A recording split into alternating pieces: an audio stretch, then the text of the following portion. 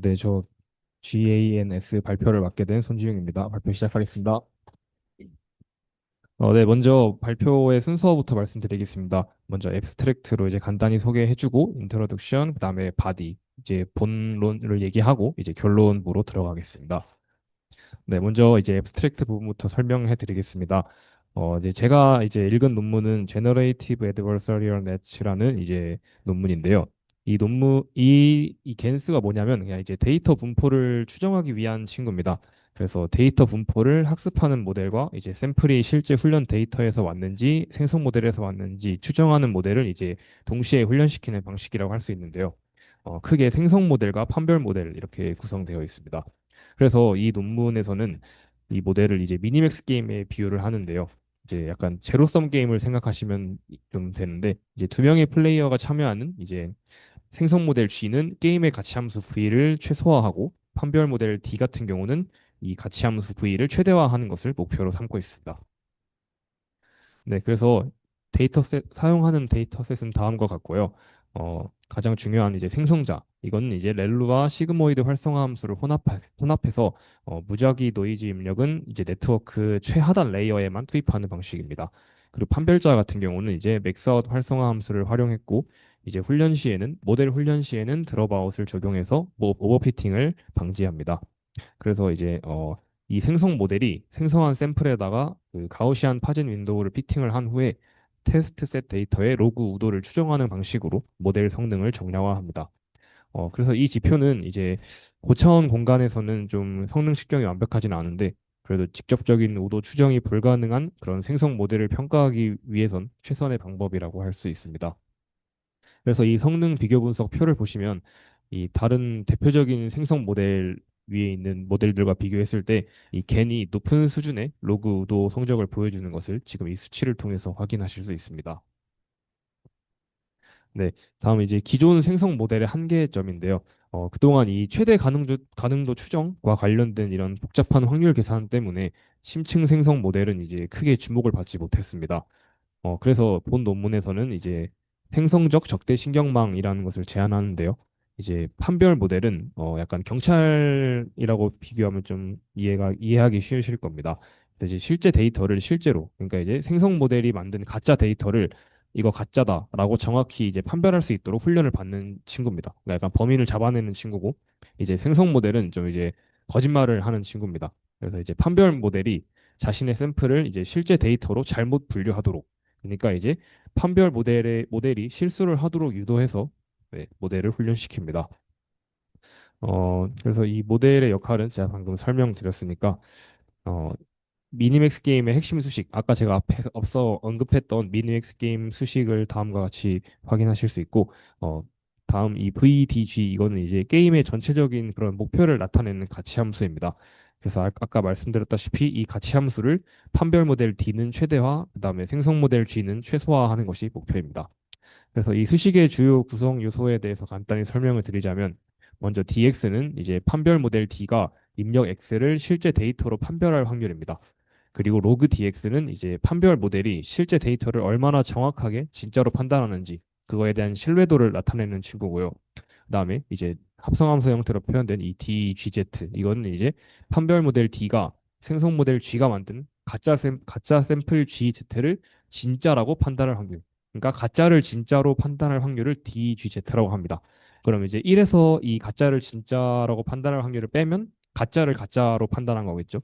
그러니까 이제 생성 모델이 판별 모델을 얼마나 잘 속이는지에 대한 신뢰도를 이제 1-DGZ 로그로 표현합니다. 네. 그래서 이 겐 훈련 과정을 시각화한 그래프인데요. 먼저 이 그래프를 설명하기 앞서서 간단히 설명을 드리면 이 Z는 이제 생성자가 입력으로 사용하는 그런 무작위 노이즈 벡터의 공간입니다.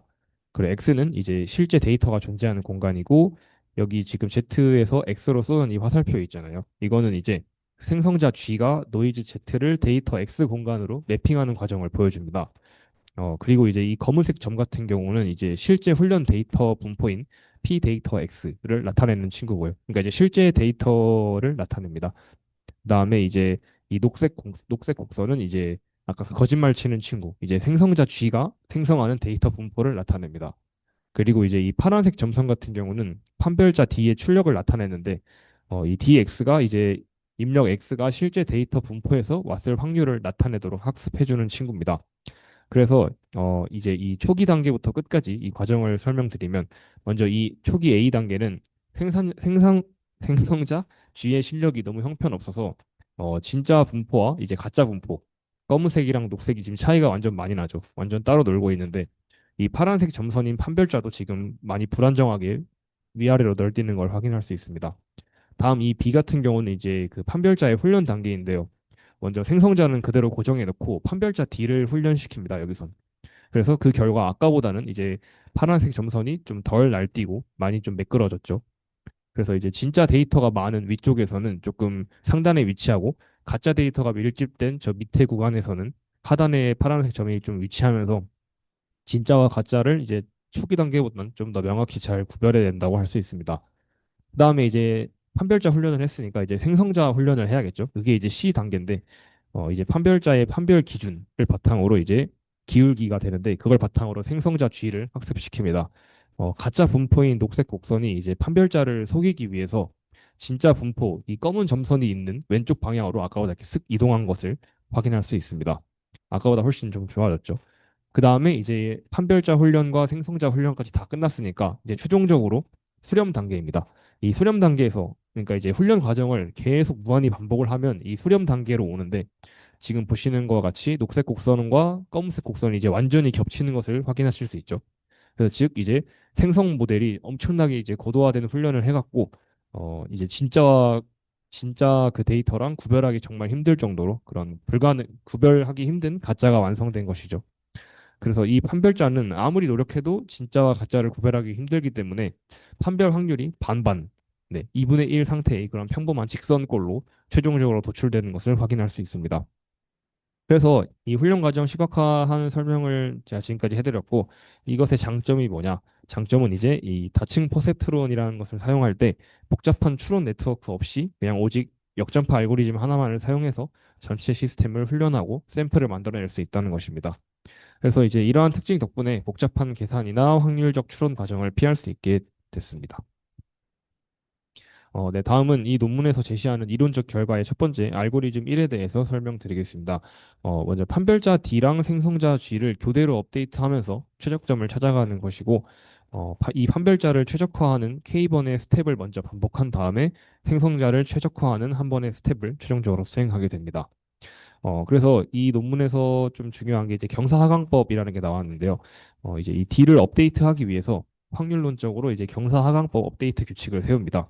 그래서 이 로그 1-t gzi 이게 이제 뭐냐면 생성된 데이터 g가 이제 판별 모델에 의해서 가짜로 분류될 확률의 로그 값입니다. 그래서 이 판별 모델은 이제 가짜를 가짜로 잘 분류해야 되는 친구잖아요. 이렇게 좀 그래야 그런 친구여야 하기 때문에 이 값을 이 위에 있는 이 로그 값을 최대화하는 것이 이 판별자 업데이트의 최종 목표입니다. 그렇다면 이제 반대로 생성자 업데이트는 최소화가 목표겠죠. 왜냐하면 이제 생성자는 판별자가 가짜를 진짜로 속아 넘어가게끔 해야 되는 친구니까. 그래서 이 1-dgz 값이 최소화하는 방향으로 생성자의 파라미터 세타를 업데이트합니다. 네, 그 다음은 이제 그 전역 변수 최적화를 하는 건데 이제 그 미니맥스 게임이 생성 데이터 분포와 이제 실제 데이터 분포와 완벽히 일치할 때, 그러니까 즉 PG 값이 P 데이터랑 똑같을 때 유일한 전역 최적회를 가짐을 증명하는 것을 말합니다. 그래서 이제 이 최적의 판별자 공식은 다음과 같이 이렇게 돼 있고요. 그래서 생성자 G가 고정되어 있을 때 이 가치 함수를 최대화하는 판별자 D의 최적회는 실제 데이터의 밀도인 P 데이터 X와 가짜 데이터의 밀도인 PGX 간의 비율로 이렇게 정의되는 것을 확인하실 수 있습니다. 지금 여기 P 데이터 X 플러스 PGX 분의 P 데이터 X라는 점을 통해서 확인하실 수 있죠. 그러니까 이제 DGX는 특정 입력 그 X가 주어졌을 때 이 해당 입력이 실제 데이터 분포에서 왔냐 안 왔냐 그 왔을 확률을 가장 잘 나타내는 판별자의 값이라는 것을 알 수 있습니다. 네. 다음은 이제 이 JSD와의 관계인데요. 이제 두 확률 분포 사이에 유사성을 측정하는 지표입니다. 그래서 이 겐의 수학적 수렴성을 증명할 때 주로 핵심적으로 좀 사용되는 친구고요. 어, 걔네 학습 목표는 이제 결국에 생성 데이터 분포랑 실제 데이터 분포 사이의 거리를 계산하는 그 JSD 값을 최소화하는 거기 때문에 네, 이 관계를 언급을 해드렸고요. 이제 각 수식을 이제 간단히 해석하자면 먼저 이 CG 같은 경우는 생성자 G의 성능을 나타내는 비용 함수입니다. 그래서 이 수식은 실제 데이터 분포인 P 데이터와 생성 모델이 만드는 가짜인 PG 간의 관계를 이론적으로 분석한 식이고요. 이 수식의 이 KL 어쩌고저쩌고 이 두 항은 이거 이 밑에 있는 E 곱하기 JSD 어쩌고와 이제 완벽히 일치하는 동일한 값의 개념입니다. 이게 제가 알기로 KL 이게 어떤 그 모델인데 이 모델이 그 대칭성의 한계였나? 네, 그 대칭의 한계가 있어갖고 그거를 이제 대안으로 찾은 게 바로 이 JSD 개념이거든요. 네, 그래갖고 이 JSD가 뭐냐면 두 분포가 얼마나 다른지를 측정하는 척도입니다. 그래서 항상 0보다 무조건 크거나 아니면 같으면서 분포가 같을 때는 0이 됩니다. 그래서 이 G가 만약에 학습 목표를 잘 달성을 하게 되면 그러니까 이제 PG 값이랑 P 데이터 값이 같아지게 되면 JSD 값이 0이 되면서 CG는 그냥 마이너스 로그 4 이것만 남게 되겠죠. 그래서 이때는 생성 모델이 실제 데이터 분포를 완벽히 복제했음을 말합니다. 네. 그리고 다음은 이제 이 알고 아까 맨 처음에 언급해 드렸던 그 알고리즘 1의 수렴을 이제 도식화한 수식인데요. 이제 매 스텝마다 판별자가 최적점에 도달할 수 있다는 전제를 깔고 이 알고리즘 1의 규칙대로 PG를 업데이트하면 반드시 P 데이터로 수렴한다라는 뜻의 식입니다. 그래서 제가 수렴 조건을 따로 하나 가져왔는데, 그러니까 이 알고리즘 1의 수렴 조건은 이 VGD는 UPGD로 이렇게 표현되고, 이 가치 함수가 좀 볼록한 친구인데, 이 볼록 함수의 성질을 유지하면서 앞선 그 이론 1번에서 이 함수가 유일한 전역 최적점을 가짐을 증명한 상황이기 때문에 그 충분히 작은 그런 규칙적인 업데이트만으로 수렴을 보장한다고 합니다. 네. 다음은 그래서 이제 정성적 평가. 아까 이제 앞서 정량적 평가를 했으니까 이번에 정성적 평가를 하면 먼저 첫 번째로 이제 단순 암기 여부를 이렇게 하게 되는데 생성된 이미지 이제 이 샘플 바로 우측에 훈련 세트에서 이렇게 실제 EU 샘플을 배치한 상태입니다. 이 노란색으로. 이건 시각화 분석에서 나중에 자세히 설명해 드리고 결론부터 말씀드리면 단순 암기가 아닌 겁니다. 그다음에 이제 이 샘플의 질적 우수성, 그러니까 무작위 추출만 했음에도 충분히 우수한데 이것도 역시 시각화 분석에서 따로 자세히 설명하겠습니다. 지금 보시면 지금 이 모델이 새로운 이미지를 그 만든 게 아니라 기존 훈련 데이터를 그대로 외워서 출력한 거 아니냐? 약간 그런 생각을 할 수도 있습니다. 왜냐하면 실제로 대충 이렇게 봤을 때 너무 좀 똑같아 보이고 이래서 근데 이제 자세히 픽셀까지 비교해 보시면 알겠지만 서로 비슷해 보여도 조금 디테일이 다 다른 걸 알 수 있습니다. 조금씩 얼굴도 그렇고 숫자도 그렇고 여기 말 그림도 그렇고요. 그래서 즉 괜히 데이터를 단순히 복사 붙여넣기 하는 것에서 그치지 않고 그 데이터의 고유한 특징을 먼저 자기가 사전에 잘 학습하고 완전히 새로운 샘플을 창조해냄을 입증한 결과입니다. 그것이 바로 이제 단순 암기가 아니고 샘플이 질적으로 우수하다는 측면을 보여주는 시각화 분석 결과입니다. 네. 그리고 다음은 이제 정성적 평가에서 숫자인데요. 이 숫자 같은 경우는 어, 그 잠재 공간 내에 선형 보관 결과인데요. 이 선형 보관이 뭐냐면 이제 그 잠시만요. 일단 이거부터 설명드릴게요. 네. 일단 이 그림은 생성 모델이 훈련을 통해 생성하는 손글씨 숫자 샘플인데 그것을 이제 시각화한 자료이고요. 생성 모델이 얼마나 실제 데이터와 유사한 샘플을 만들어낼 수 있는지를 보여주는 자료입니다. 그래서 이 잠재 공간 Z의 좌표 사이를 선형 보관하면서 이미지를 생성하는데 이때 이 선형 보관을 간단히 설명드리면 이제 그 두 점 사이의 이제 거리를 이 두 점을 통해서 좀 추정하는 네, 그런 방식을 이제 선형 보관이라고 알고 있습니다. 그래서 숫자를 지금 보시면 맨 처음에 1에서 5로 그다음은 7로 9로 갔다가 다시 이렇게 1로 돌아오는데 이렇게 바뀌는 과정이 지금 보시면 막 갑자기 툭 끊기거나 갑자기 확 바뀌는 그런 느낌이 아니라 조금 자연스럽게 1에서 5로 5에서 7로 점차적으로 이렇게 변해가는 모습이 보이잖아요. 그래서 이제 좀 이 괜히 그 학습한 잠재 공간이 듬성듬성 깨져 있는 것이 아니라 좀 되게 계층적이고 유의미한 연속적 구조를 지니고 있다고 평가합니다. 그래서 잠재 공간 표현이 되게 정성적으로 잘 증명된 그런 사례라고 확인할 수 있습니다. 네, 그래서 이제 겐 모델의 장점과 단점을 이어서 설명드리자면 어, 일단 이 모델 같은 경우는 그 마르코프 연쇄가 불필요합니다. 그래서 샘플 생성 과정이나 학습 과정에서 이 마르코프 연쇄를 사용할 필요가 없습니다. 그래서 이제 이 원래는 제가 마르코프 연쇄에도 설명을 해드렸어야 되는데 제가 그걸 못 찾아왔네요. 그런 다음에 이제 역전파만 사용을 하는데요. 그래서 이 그레디언트 값을 얻기 위해서 역전파 알고리즘만을 사용하면서 훈련을 보다 단순화하고 계산의 효율성을 높였습니다. 그리고 이제 학습 중에 추론이 불필요합니다. 그래서 모델 학습 과정에서 따로 명시적인 그런 추론이 필요 없고요. 그다음에 모델의 다양한 종류의 함수를 다 통합해서 제시할 수 있습니다. 근데 하지만 장점만 있는 것은 아닌데 단점은 이제 명시적인 그런 확률 분포의 표현이 없습니다. 그래서 이 겐 같은 경우가 원래 생성 모델 G가 그 명시적인 수식 형태가 표현되지 않으면서 그 생성된 데이터의 확률 분포를 갖다가 수학적으로 이제 직접 정의하지는 못합니다. 그래서 생성자와 판별자의 동기화가 좀 필요한데요. 훈련 과정에서 이 판별자와 생성자를 잘 동기화하는 것이 그래서 중요합니다. 명시적인 확률 분포가 없기 때문에. 그래서 어, 이 생성자가 이제 판별자 업데이트 없이 과하게 학습되면 헬 헬베티카 시나리오가 발생하는데 이게 뭐냐면 그 생성자가 입력 노이즈 Z의 많은 값을 이제 동일한 데이터 샘플 없이 이게 X로 이제 붕괴시켜 버려서 데이터 분포를 이제 모델링하기에 충분한 그런 다양성을 잃어버리는 현상을 말합니다. 네, 그래서 이어서 마지막으로 결론입니다.